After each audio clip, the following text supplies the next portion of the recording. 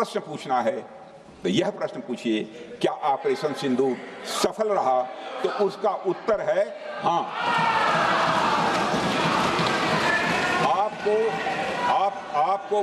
आपको प्रश्न पूछना है, आपको प्रश्न पूछना है तो यह प्रश्न पूछिए कि जिन आतंकियों ने हमारी बहनों, हमारी बेटियों का सिंदूर मिटाया, क्या हमारी सेनाओं ने ऑपरेशन सिंदूर में उन आतंकियों के आकाओं को मिटाया? तो इसका उत्तर है हाँ। और आपको प्रश्न पूछना है तो यह पूछिए, आपको प्रश्न पूछना है तो यह पूछिए कि इस ऑपरेशन में क्या हमारे जाबाज सैनिकों को कोई क्षति हुई है? तो उसका उत्तर है नहीं। अध्यक्ष महोदय, लक्ष्य जब बड़े हो, अध्यक्ष महोदय, लक्ष्य जब बड़े हो तो अपेक्षाकृत छोटे मुद्दों पर हमारा ध्यान नहीं जाना चाहिए।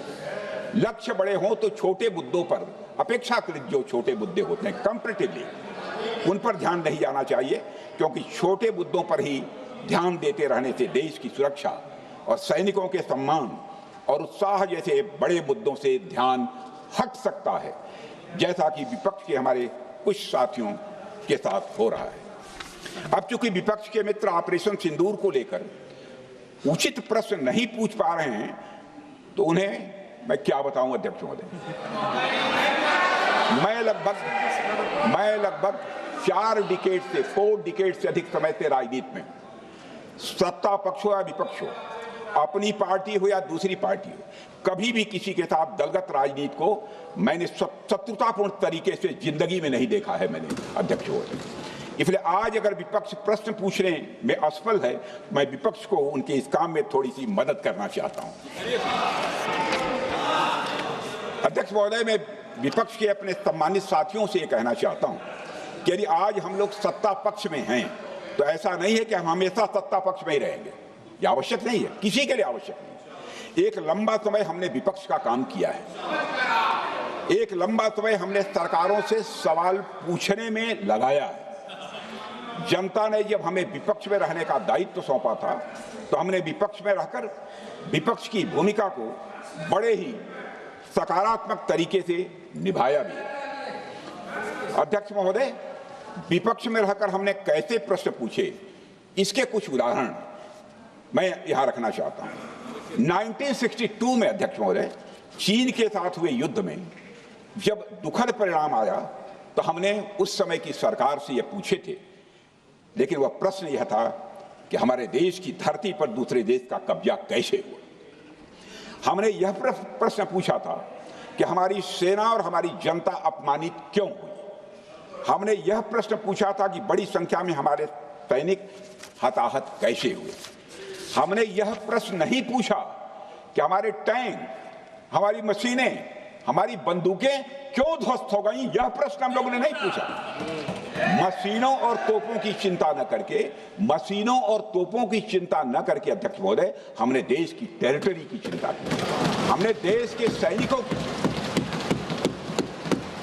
इसी तरह 71 के युद्ध में, 71 के युद्ध में जब हमने पाकिस्तान को सबक सिखाया, मैं उस समय की सरकार को मैं बधाई देना चाहता हूं। हमने अपने राजनीतिक और सैन्य नेतृत्व की प्रशंसा की। हमने ये नहीं देखा कि किस दल की सरकार है, किस विचारधारा की सरकार है, इसकी चिंता नहीं की कभी। हमारे नेता अटल बिहारी वाजपेयी ने संसद में खड़े होकर उस समय के नेतृत्व की प्रशंसा की थी। हमने इस बात की खुशी जाहिर कि हमने अपने शत्रु को सबक सिखाया। हमने उस दौरान यह प्रश्न नहीं पूछा कि सबक सिखाने के दौरान में भारत के कितने प्लेन्स गिरे, भारत के कितने इक्विपमेंट्स बर्बाद हुए। यह प्रश्न अध्यक्ष महोदय उस समय भी हम लोगों ने नहीं पूछा। अध्यक्ष महोदय, यदि मैं इसे और भी प्रैक्टिकल तरीके से समझाऊं, तो किसी भी परीक्षा के परिणाम में रिजल्ट मैटर करता है। यदि किसी परीक्षा में कोई बच्चा अच्छे मार्क्स लेकर आ रहा है तो हमारे लिए उसके मार्क्स मैटर करने चाहिए। हमें इस बात का ध्यान नहीं रखना चाहिए कि एग्जाम के दौरान उसकी पेंसिल टूट गई थी या उसकी पेन खो गई।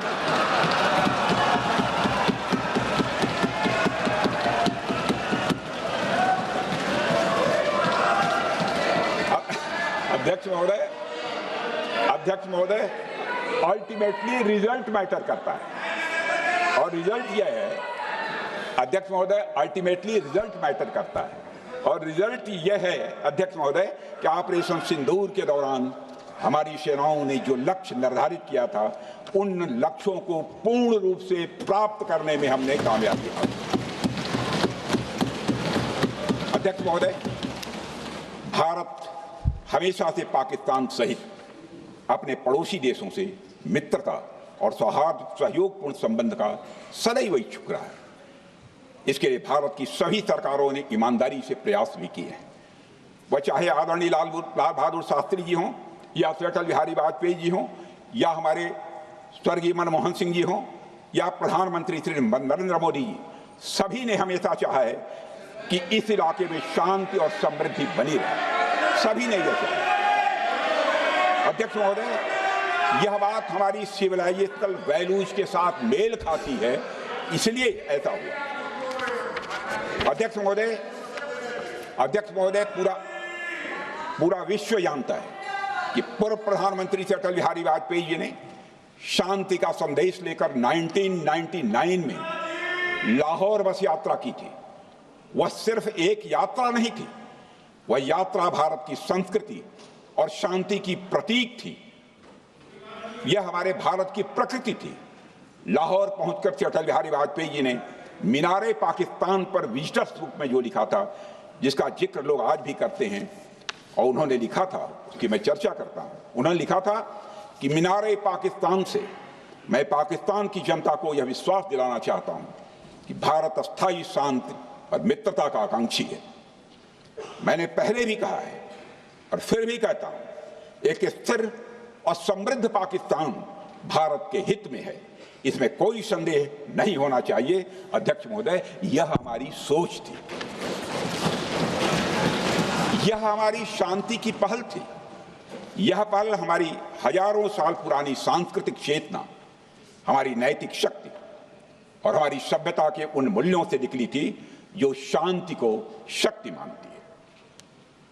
अध्यक्ष महोदय, लेकिन हमारे शांति के प्रयास को हमारी नाइविटी, उदारता या सरलता समझ लिया गया।